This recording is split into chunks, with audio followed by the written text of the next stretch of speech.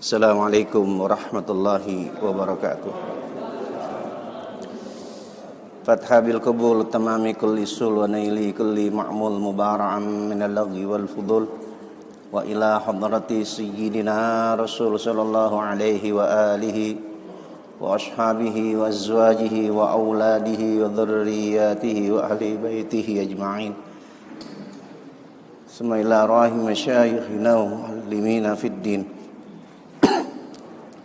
khususan li muallifi hadzal kitab Fadilatul Syekh Muhammad Nawawi bin Syekh Umar bin Syekh Rabi Al-Bantani, thumma ila ruhi Fadilatul Syekh Muallim Kiai Haji Muhammad Syafi Adami bin Haji Muhammad Shalih Raidi, wa thumma ila Ari Abuya Kiai Haji Abdul Hamid Al-Dari, wa thumma ila Rahbi Abdullah bin Azhar Syamil Attas usulihim wa furu'ihim wa dhabil huquqi alaihim ajma'in, anna Allaha yaghfiru lahum wa yarhamuhum wa yashkinuhum wa yu'li darajatihim fil jannah wa ila hadratin Nabi Muhammadin sallallahu alaihi wa alihi wa sahbihi al-kiram.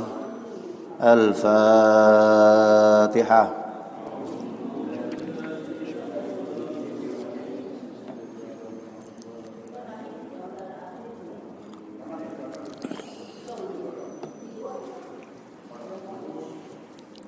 Siratal ladzina ghairil maghdubi.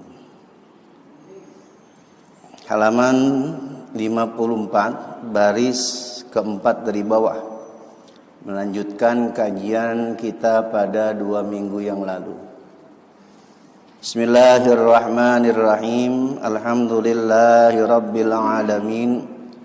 Wassalatu wassalamu ala asyrafil mursalin Sayyidina wa maulana Muhammadin wa ala alihi wa ashabihi ajma'in, amma ba'du, fa inna asdaqal hadithi kitabullahi ta'ala wa khairal hadi hadiyu sayyidina Muhammadin sallallahu alaihi wa alihi wa sallama, wa tharal umuri muhdathatuha wa kulla muhdathatin bid'ah wa kulla bid'atin dalalah wa kulla dalalatin finnar.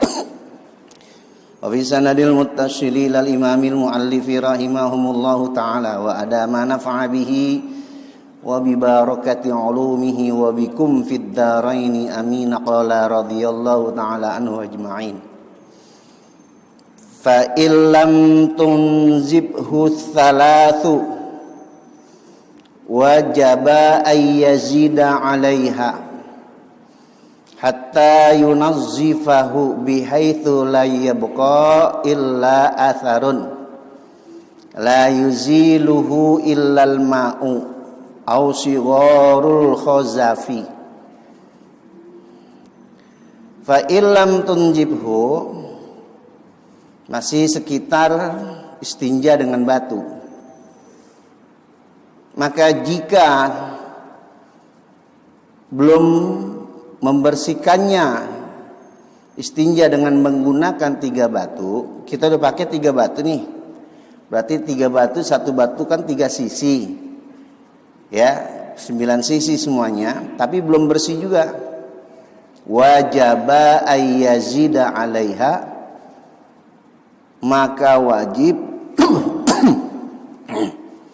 menambahkan atas penggunaan 3 batu. Ayyunazzifahu, agar supaya penambahannya itu dapat membersihkan. Jelas?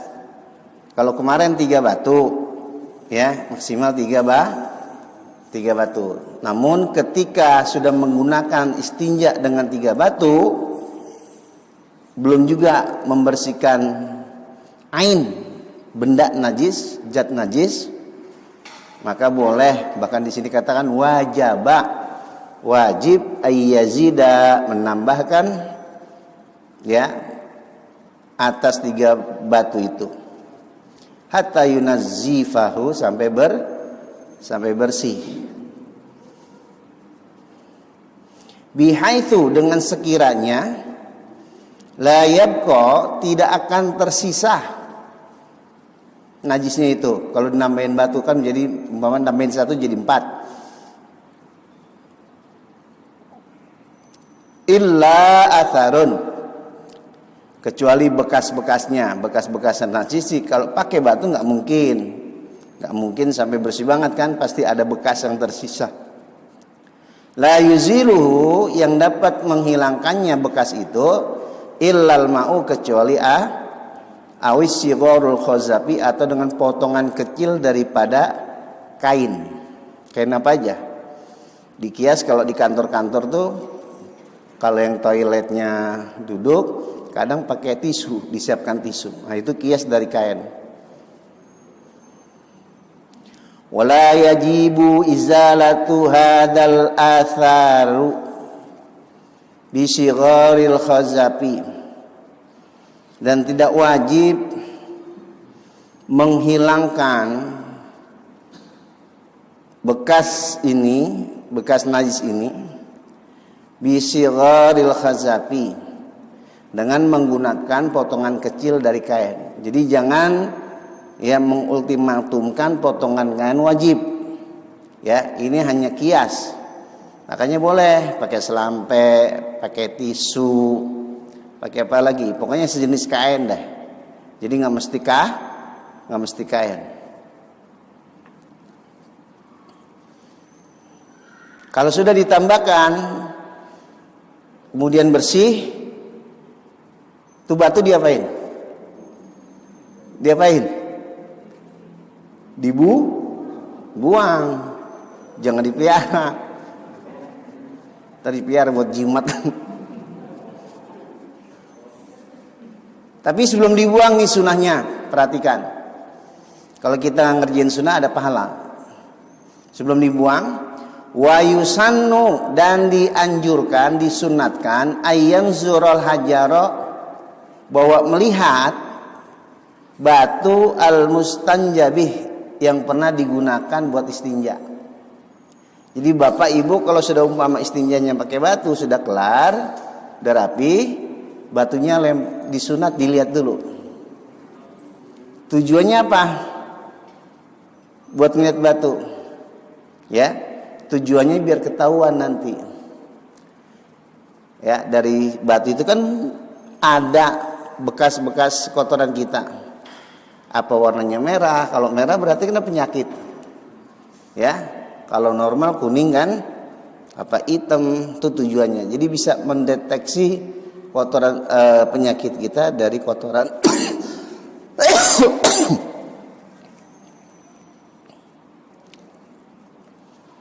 Qabla ramihi.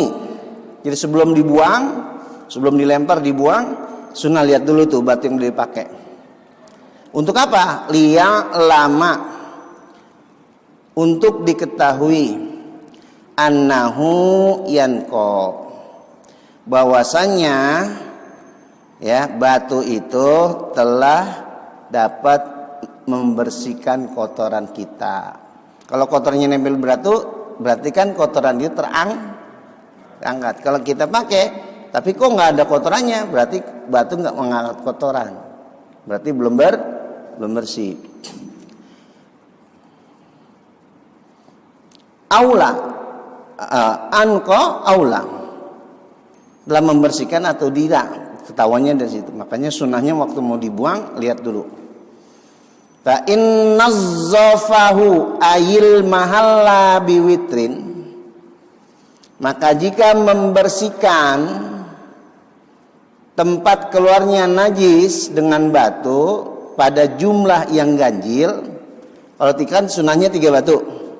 Kalau sudah bersih nih, yakin sudah bersih, lam yajid alaihi ayil witru syai'an ay wahidan.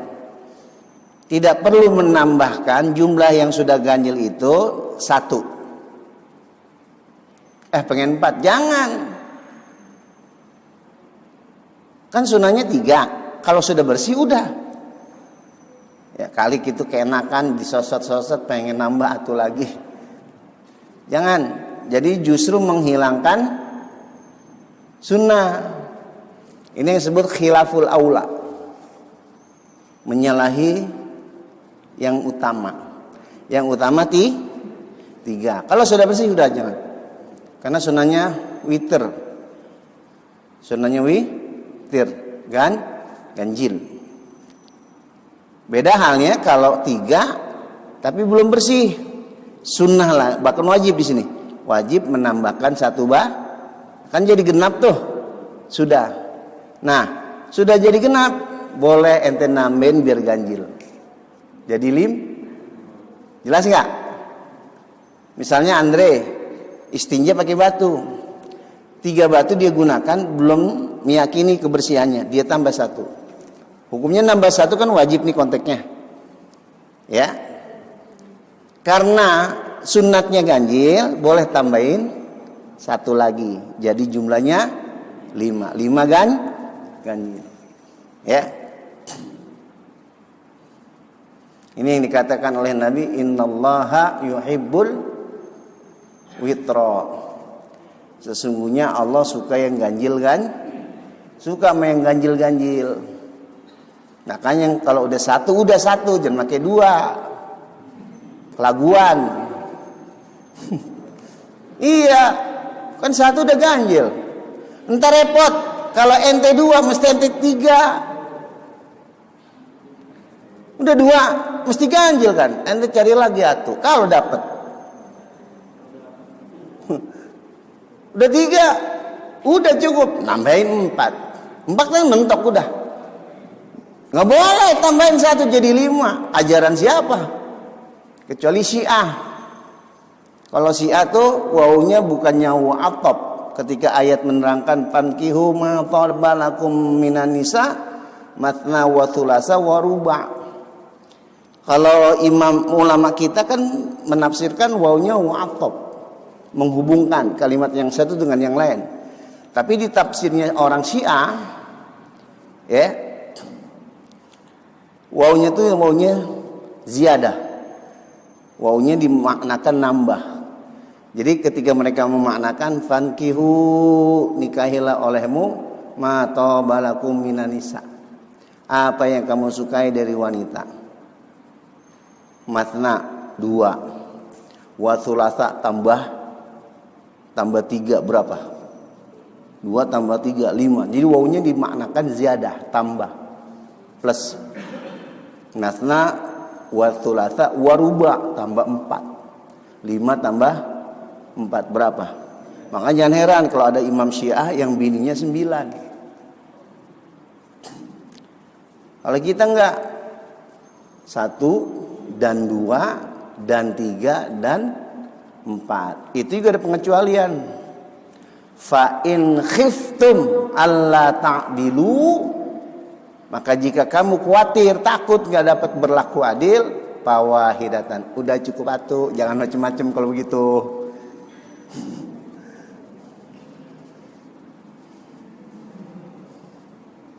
Kalau orang kita kan bisa ngelakonin, nggak bisa, itu simbolnya orang Jawa tuh, jarkoni tuh, apa tuh ya? Bisa ngelakonin, ora bisa apa gitu. Baik, ya. Jadi kalau umpama sudah menggunakan 3 belum bersih, tambah 1. Karena genap, sunnahnya ganjil, tambah 1 lagi jadi 5. Wa in nadzafahu bisyaf'i, maka jika membersihkan istinja dengan menggunakan batu pada jumlah yang genap nih, ya, fasunnatulahu, maka disunatkan baginya, bagi orang istinja dengan batu, ayyazida wahidatan, agar supaya menambahkan 1 batu. Kahan hasolal inqa'u, seakan-akan hasil pembersihan dengan tambah 1 batu itu birabi'atin, dengan jumlah yang 4. Fayati, namun disunatkan, ya, setelah 4 nih baru bersih, dengan bikhamisyatin, dengan menambahkan 1 lagi, jumlahnya 5. Apa dalilnya nih? Liqaulihi sallallahu alaihi wasallam, karena berdasarkan sabda Rasulullah sallallahu alaihi wasallam, man istajmara, barang siapa yang beristinja menggunakan batu, falyutir, maka hendaklah ia menggunakannya dengan jumlah yang ganjil. Faman fa'ala hadza, maka barang siapa orang yang melakukan ini artinya dia istinja pakai batu, enggak pakai air, faqad ahsanu, maka sungguh dia telah berlaku baik. Wa man la, dan barang siapa yang tidak beristinja dengan menggunakan batu, fala haraja, maka tidak enggak ngapa-ngapa, enggak berdosa, cuman enggak dapat pahala sunnah aja. Ya, kalau yang bagus kan seperti yang di muka tuh pernah kita bahas. Ya, di mana orang-orang Kuba disanjung, dipuji oleh Allah sampai diabadikan dalam Al-Quran karena 2 kali menggunakan cara. Pertama dengan batu, kedua pakai air. Dipuji tuh. Surat Taubah ayat 108, coba lihat ntar. Nah, kita boleh ngamalin. Bahkan pahalanya besar.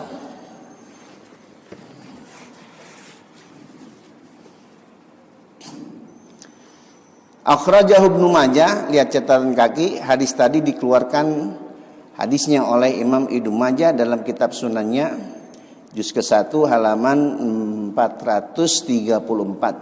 Wad-Darimi dan Imam Ad-Darimi fi Sunanihi dalam Sunannya ya juz yang kedua halaman 251. Jadi hadisnya sahih nih. Ada takhrijnya segi periwayatannya. Wa yaqumu maqamal hajaru fil istinja'i kullu jamidin illa juz'ul masjidi, dan bisa menggantikan kedudukan istinja dengan batu. Jadi jangan semata-mata batu gitu. Kullu jamidin, tiap-tiap benda yang padat, yang sulit dihancurkan, susah dihancurkan. Ya, mesti umpama keramik atau styrofoam kan susah dihancurin tuh. Ya, ini kias analogi. Kecuali yang nggak boleh pakai buat istinja, barangnya padat, beku, nggak boleh dipakai. Satu bagian bangunan masjid nggak boleh. Fala yujzi'ul istinja'u bih, maka tidak boleh menggunakan satu bagian bangunan masjid yang digunakan untuk beristinja. Nggak boleh pokoknya. Sawa'un kana muttasilan au munfasilan, baik bangunan masjid itu masih nyatu au munfasilan, atau sudah terpisah, sudah dibongkar. Umpama nih DKM bangun tempat wudu, adalah yang dibobok bangunannya, kemudian bobokannya dibuang. Ya, ketika dibuang ada orang pakai, tahu itu bekas bobokan bagian masjid, dia gunakan buat istinja, nggak boleh.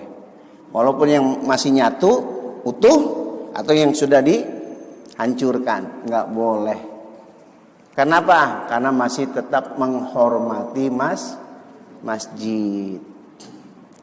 Kedua, kalau ada bobokan hancuran masjid, jangan dibuang. Sebisa mungkin jangan dibuang. Kenapa? Mutusin amal orang. Contoh karpet deh. Ini karpet udah usang nih. Ngurus panitia main buang aja. Kasihan yang wakaf tuh. Kasih aja kalau masih bisa dipakai, kasih ke musola. Atau jual. Hasilnya masukkan lagi ke kas masjid. Jangan main buang-buang. Kalau barang masjid jangan gampang mudah membuangnya, jangan. Apalagi itu berkaitan dengan wakaf amal jariah, jamaah, hamba Allah, jangan. Ya. Termasuk kan bongkaran-bongkaran bangunan tuh. Kalau ada yang dibongkar. Ya. Taruh aja di tanah yang masih di atas wakaf masjid, pendem di situ. Masih area wakafnya tanah masjid. Jangan dipendemnya pinggir jalan yang bisa keluar ukuran areanya bukan lagi mas. Ente mau tanggung jawab amal orang, putus. Sementara dia waktu mau wakafin, dia mau sedekah, dia mau jariah, sungguh-sungguh bantu pembangunan, bantu biaya, sungguh-sungguh. Tapi ketika sudah terbentuk bangunan, ente main hancurin begitu aja lalu dibuang, habis amalnya, putus. Ya. Jangan, hati-hati kalau yang urusan barang masjid, hati-hati.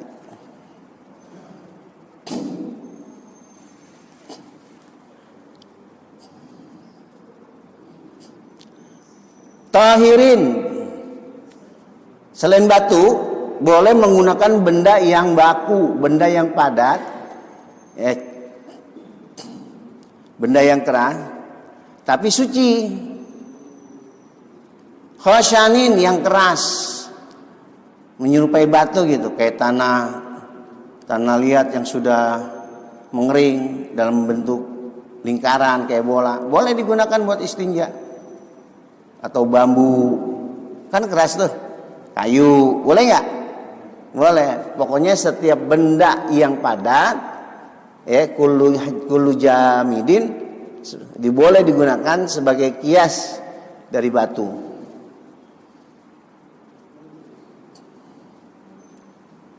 Yaqla'u, yang dapat mengangkat benda yang jamid itu, benda yang padat, benda yang keras itu dari najis. Kakhir kotin, seperti kain, potongan kain, boleh digunakan. Kiasnya apa? Tisu, kertas koran, kertas buku, boleh. Kemudian wajildin madburin, dan kulit yang sudah disamak, boleh. Misalnya kayak potongan-potongan jaket kulit tuh, kan ada ya. Ente gunakan buat karena udah nggak dipakai, ente potong. Atau sepatu atau gesper kulit. Yang itu kan berarti udah pasti disamak tuh, boleh digunakan buat istinja. Kiasnya ke batu. Lil husulil maksudi bihima, agar supaya hasil tujuan dari keduanya, ya, dari benda yang sudah jamid, yang sudah padat, ya, baik itu berupa tanah yang keras atau kulit atau kain. Min takhfifin najasati, dari mengurangi kadar najis, li'annal hajara, karena sesungguhnya menggunakan batu, mukhaffafun, merupakan satu benda yang dapat meringankan, ya, meringankan dalam bersuci, dalam menyuci najis, membersihkan najis. Fa kharaja, maka keluar dari batasan itu, bil jamidit tahiri, dengan benda yang keras lagi suci, an najisu, dapat juga, ya, berupa najis, kalba'ari, seperti kotoran hewan yang sudah keras, boleh digunakan buat istinja. Menyerupai batu, boleh. Jelas nggak? Misalnya ente miara sapi, kebo, kan kotorannya gede-gede tuh. Asal dia sudah kering, keras, boleh dipakai buat istinja. Asalkan dia sudah kering, keras, ya, kering keras kan menyerupai batu. Tuh Islam, tuh fikih, simple, ya kan? Umpamanya nyari batu nggak ketemu, nyari puing-puing nggak ada, tanah liat pun nggak ada yang keras, Yang ada kotoran hewan. Udah keras, kering, boleh dipakai.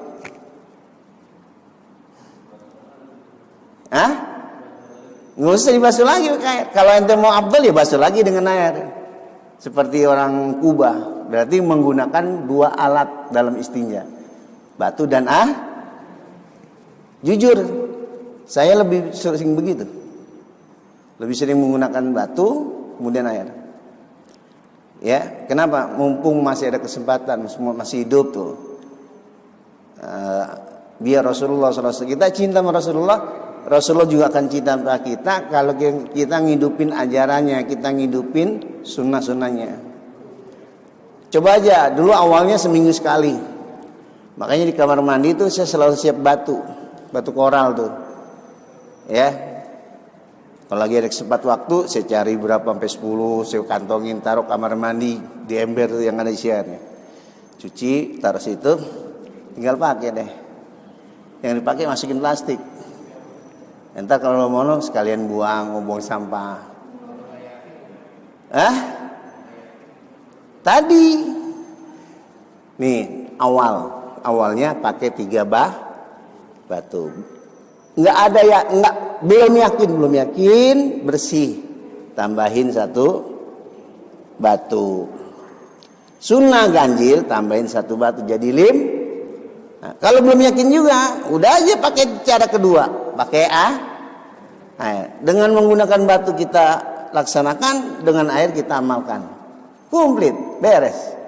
Ketimbang langsung pakai kan tingkatannya begini, istinja tuh lebih afdol, ya afdol pakai batu, lebih afdol pakai air, sangat lebih afdol pakai batu, pakai.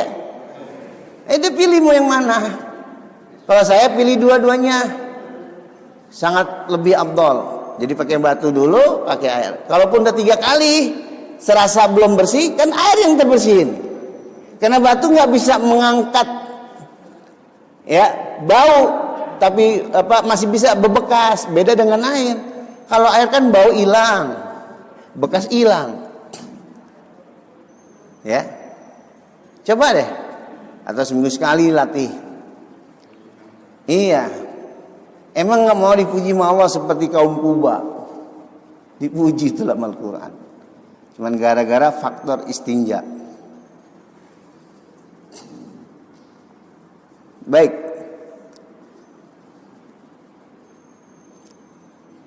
Jadi ya, batasan maka keluar dari batasan benda yang jamid, benda yang sudah keras, yang suci, an-najasu seperti najis kalba'ri, kotoran hewan. Artinya boleh, asal dia sudah kering, sudah keras, boleh digunakan. Wal mutanajjisu, sekalipun dia yang namanya kotoran kan tetap najis, Pak. Biar udah kering juga. Mohon maaf nih, atau bahasa lain tokai lah. Tokai, biar kata udah kering, udah keras, najis nggak? Tetap dasarnya najis, najis. Cuman ketika digunakan di sini nih, dalam konteks istinja, lihat kitabnya, ya. Lakin akan tetapi menggunakan itu kan najis. Via dimaaf, ditolerir, boleh, karena najisnya termasuk ma'fu, dimaaf. Anil Khazafi, daripada menggunakan potongan kain al-ma'juni yang diadon, ya, bisir jin, dengan minyak apa sirjin. Kalau ibu-ibu suka buat masak kue tuh, buat sayuran, buat kue, wijen. Ya, sirjin tuh minyak wijen. Nah, biar keras nih kain nih, coba dah.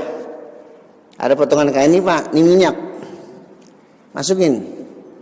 Dia akan keras nanti. Lama-lama ketika Bapak kebel keras tuh. karena ada tarikan serat dari minyak itu. Jadi daripada menggunakan potongan kain yang sudah diadon dengan minyak wijen, prosesnya lama, butuh biaya. Ada kotoran binatang yang gede kayak batu, keras, kering, pakai aja itu. Jelas nggak? Jelas nggak? Daripada menggunakan potongan kain yang mesti dikeraskan dulu. Dengan apa? Kalau di sini Syekh Nawawi menggambarkan dengan merendam pada adonan minyak wijen. Kan lama, ya bisa setengah hari, belum keringnya. Nah, kalau udah ada kotoran itu depan mata, pakai. Tanya di sini di ma'fu najisnya. Kayak ini saya ambil contoh. Darah, yang namanya darah najis nggak? Hah? Najis, banyak maupun sedikit. Sekarang pertanyaan saya, darah nyamuk. Di masjid ada nyamuk nih. Apalagi sholat jamaah, di kuping, muplak, mati. Di pipi, buk, mati. Mati pas ada darahnya. Najis nggak? Najis. Kan tadi bilang apa? Yang namanya darah, banyak mau dikit. Gimana sih? Darah yang namanya darah banyak dikit najis nggak? Najis. Sekarang darah nyamuk, ibu lagi sholat, keplok, mati ada darahnya, najis nggak? Gimana kan sholat, lagi sholat, kok ada campuran najis, bercampur dengan najis? Ya najis, tapi najisnya di ma'fu, di maaf, gitu, ya, tetap najis. Cuma najisnya di ma'fu. Lupa ya pelajaran berapa bulan yang lalu. Darah yang mengalir, kalau dipotong mengalir, darahnya nggak di ma'fu. Kalau darah yang nggak mengalir, darahnya di ma'fu. Kayak nyamuk. Emang kalau jangan motong nyamuk, keplak nyamuk mati, darahnya kalau ngalir nggak? Ngocor nggak? Enggak, paling pas tepukan. Coba potong ayam. Darahnya ngalir nggak? Keluar nggak? Makanya nggak dima'fu, walau banyak kayak dikit kayak masuk darah binatang yang disembelih itu. Kalau ngalir nggak dima'fu. Kama nuqila anil Barawi, sebagaimana telah dikutip keterangan ini dari Imam Al-Barawi. Wabil khashani qasabu al-amthalu.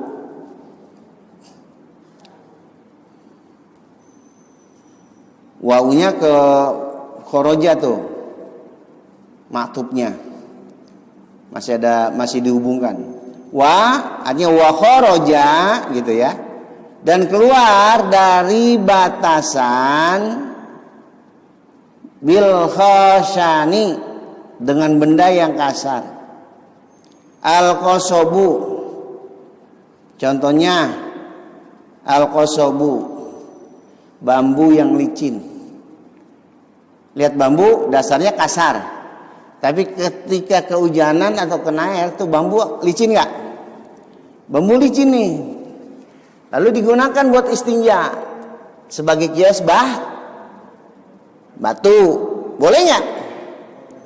Kan ke sesuatu yang licin, kalis pak.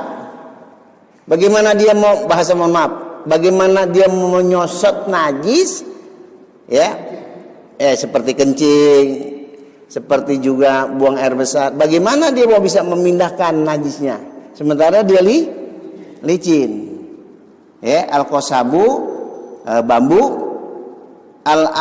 al-amlasu yang licin, yang berlumuran air kan di situ. Kalbausi, bulunya, bulu bambu. Kalau bambu kan ada bulunya tuh, yang kalau kena tangan gatel. Nah, Boleh. Dia bisa mindahin. Wal khaizarani, rotan. Rotan kalau udah jadi licin, nggak pakai dipernis, boleh digunakan. Karena dia dapat memindahkan najis. Yang mohon maaf, yang tadinya di bol, kalau dia buang air besar, pindah tuh, ya, sisa keluarnya najis ke bambu yang licin atau bulu bambu. Kalau dia kencing, dari lubang anus ya. Kalau vagina ibu-ibu bisa diangkat, bisa bersih gitu. Boleh. Ya. Yang nggak boleh, mohon maaf, kias dari masjid. Masjid yang masih utuh nggak boleh. Bongkaran puingnya juga nggak boleh. Termasuk juga bangunan yang dihuni orang. Bangunan yang dihuni orang, pohon, tanaman, jangan buat istinja. Sekalipun dalam keadaan yang sudah terpisah, dipotong-potong, ditebang, atau masih ada, walaupun mati. Pohon mati nih, dia kencing di bawah pohon. Terus mohon maaf, ini biar paham ente, biar paham. Udah habis kencing disosotin tuh di pohon. Suka ada nggak yang begitu? Suka ada nggak? Mohon maaf, dulu saya masih remaja, kebanyakan orang main bola. Orang main bola tuh kalau lagi sparring tuh kebelet. Di mana? Hanya di bawah pohon aja. Udah gitu di bawah pohon dia sosotin di pohon, dia songgel-songgel gitu. Bener nggak? Taksi, mohon maaf, supir taksi nih, yang sering saya lihat. Saya sering lihat di jalan, orang mampir aja ke masjid kayak. Dia berhenti pinggir jalan, dia buka pintunya sebelah sono tuh buat nutupin pandangan. Tapi dia kencing di situ. Taksi yang di bawah dikencingin, kan geblek. Hah? Sama tukang metro tuh, supir-supir tuh. Dia turun tuh dari tempat duduk supirnya, dia kencing di sini. Udah kencing tuh, bannya dia kencingin, dia sesatin tuh di body bus. Orang ambil aja tisu, bawa kuak kayak, ya kan? Atau mampir di toilet. Sekarang mah banyak ampiran-ampiran begitu. Hati-hati, jangan. Itu dilarang sama Rasulullah. Lobang juga. Ada lobang itu, jangan dikencingin. Kenapa? Sahabat bertanya, kata Rasulullah, lobang itu tempat tinggalnya jin. Kita nggak tahu. Tulang, jangan dikencingin. Ada tulang bererakan, ente kencingin, jangan. Sahabat nanya, kenapa ya Rasulullah? Karena tulang makanannya jin. Makanya kalau makan dagingnya aja, sampai tulang-tulangnya jadi makan, kebangetan, sisain buat jin. Ya, ini udah dagingnya dia makan, sampai tulangnya juga dimakan. Mentang-mentang tulang lunak. Ya, kan ada tulang lunak tuh. Jangan kasih jin. Kasih jin. Sampai sun-sunnya mohon maaf, sum-sun tuh cari yang gede tuh. Jangan kasih jin udah. Mau kata maruk. Dagingnya udah cukup.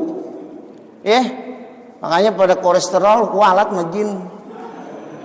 Jatah jin masih digaras juga.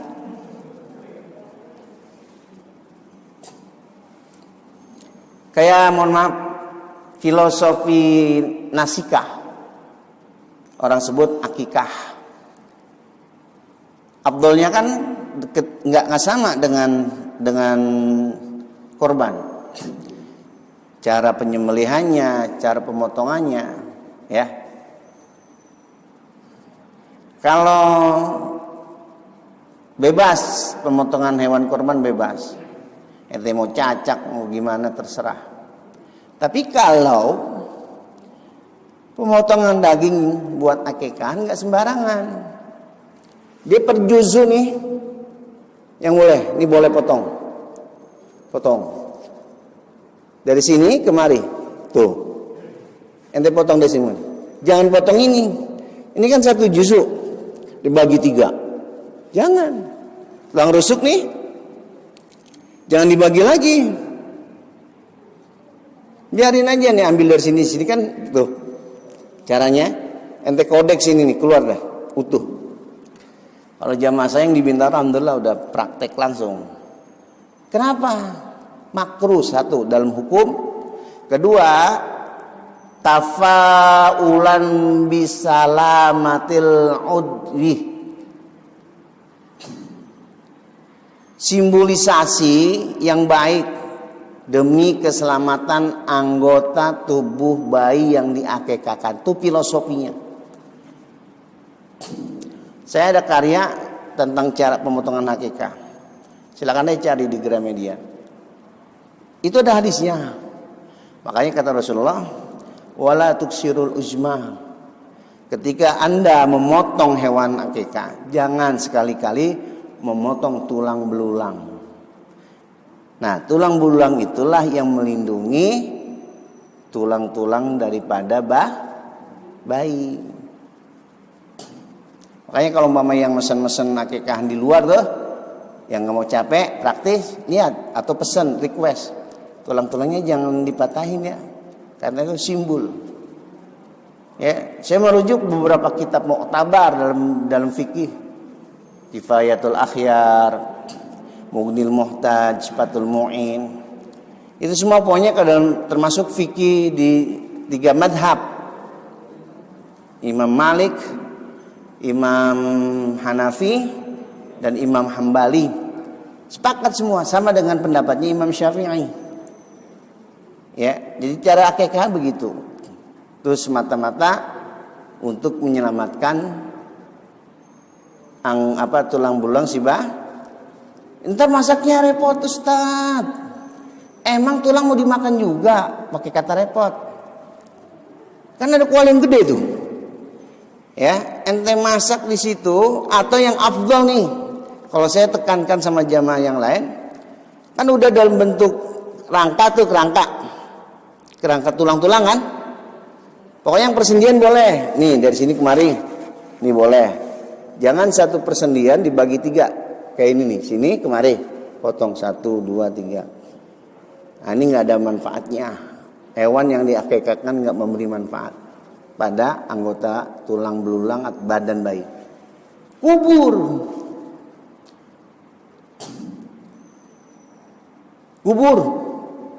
Kalau sudah diirisin tuh, udah dipretelin, dia bentuk kerangka dia. Kubur dah. Niatin buat sedekah sama jin Islam, jin Muslim. Ada tuh ajarannya. Orang kita kan biar kata akikah tulangnya dimasak juga, dimakan juga. Ya, apa yang suka negara sampai keretak-keretak enak katanya. Nah, tuh orang dia makan keras, keretak-keretak kata enak. Ini kagak normal. Jangan tulang kagak enak. Ya.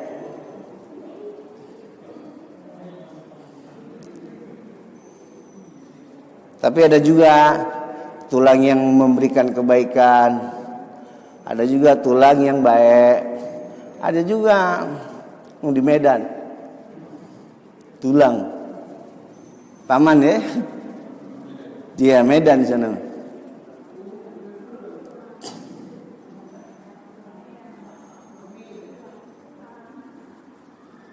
Wa mahallu adami idza'il qasabi. Dan ini mahal ya. Dan posisi ketidakkecukupan pada sebilah bambu yang licin fi ghairi jururihi. Itu gen ya? Oh, gini. Pada selain huzurih, potongannya. Jadi nggak mesti satu bambu panjang, cukup dengan potongan bambu yang sudah dipotong digunakan buat istinja boleh, sekalipun licin. Wa fima la yushaqqa, dan pada bambu yang belum dibelah boleh juga, ya cuman kan repot. Bambu yang masih utuh digunakan buat istinja, megangnya repot gitu kalau dia panjang. Kalau sampai 2 meter ya, mendingan biar mudah caranya beristinja dengan bambu, sekalipun licin potong-potong aja bambunya. Wa mahallu adami ijza'i dzalika,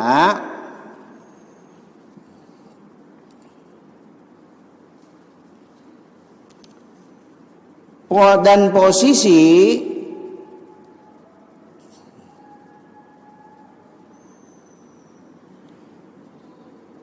adami ketiadaan ijza'i cukupnya dzalika pada hal yang demikian itu idza aradal iktisari alaih, apabila seseorang yang berstinja menginginkan pembatasan atau meringkas istinjanya, boleh ya, tetapi kan yang afdal menggabungkan. Wa illa lam yushtarat, jika tidak disyaratkan syai'un oleh sesuatu apapun fi husuli di dalam menghasilkan asli pokok fadilatil jam'i pada keutamaan di dalam menggabungkan cara beristinja. Jadi kalau mau iktisor artinya memeringkas, apa dengan batu saja boleh, atau dengan air saja yang seperti umumnya kebanyakan orang boleh. Tapi kalau menggabung semuanya itu lebih sempurna. Amma kamaluha, adapun kesempurnaannya beristinja ya, menggabungkan, fala budda fihi, maka harus dalam beristinja mintil kal syurut. Nah, harus kita pelajari nih, kalau kita mau menggabungkan bagaimana caranya? Pakai batu, kemudian pakai air. Ini sekarang pertanyaannya ini, apa pembahasannya ini? Cara menggunakan istinja dengan 2 metode, menggabungkan 2 metode. Kan dengan 2 metode ini lebih afdol, lebih sempurna ketimbang menggunakan hanya dengan batu atau dengan hanya air. Cukup ya, wa syurutul istinja'i bil hajari.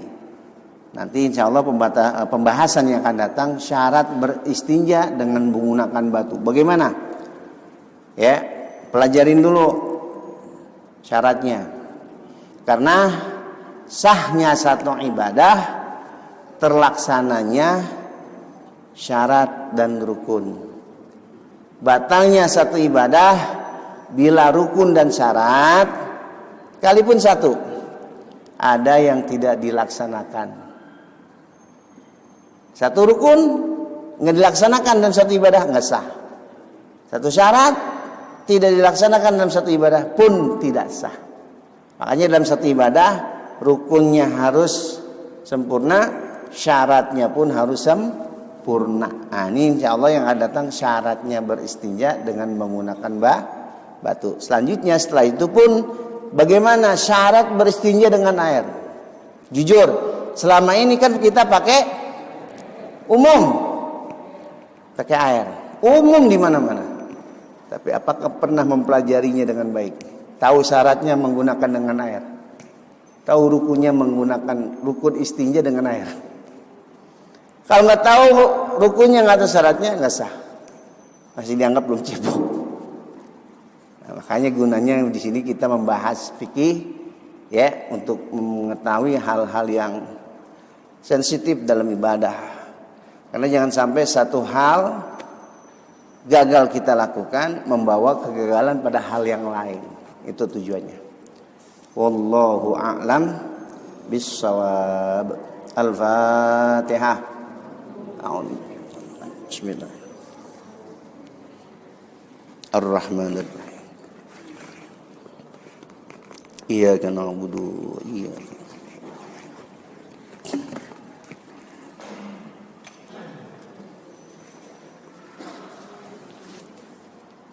Silakan.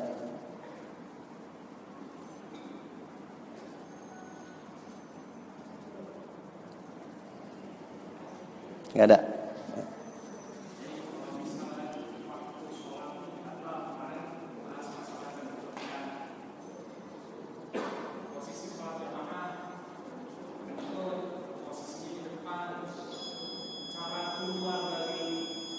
lurus.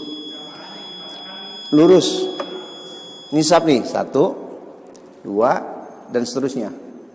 Sab pertama batal karena harus keluar. Cara keluarnya apa? Dia lurus, tangannya gini. Ya, begini. Jadi biar nanti sab belakang terus dia tahu, oh ada aba-aba. Dia kasih ruang. Fafsahu yafsahillah, geser. Jangan kalau ada makmum dia empet nggak dikasih makruh. Kasih jalan, kasih ruang, kasih kesempatan dia keluar. Nanti buat ngisi yang kosong, sab yang kedua naik maju. Caranya nih, kalau umpama satu langkah nggak bisa terjangkau, ya. Kalau satu langkah terjangkau nggak masalah. Nah gini aja. Tapi kalau dia umpama 2 langkah, umpama 2 langkah, ya 1, nah gitu. Jangan begini. Mau ngisi tempat yang kosong nih, sebab batalnya seorang makmum. Jangan. Udah sekalian pulang gitu. Caranya gitu. Jadi kanan dulu, jangan kiri. Kanan 1. Nah, kalau dibutuhkan 2 langkah. Tapi kalau dibutuhkan 1 langkah cukup. Jangan makruh, awali kanan. Ya.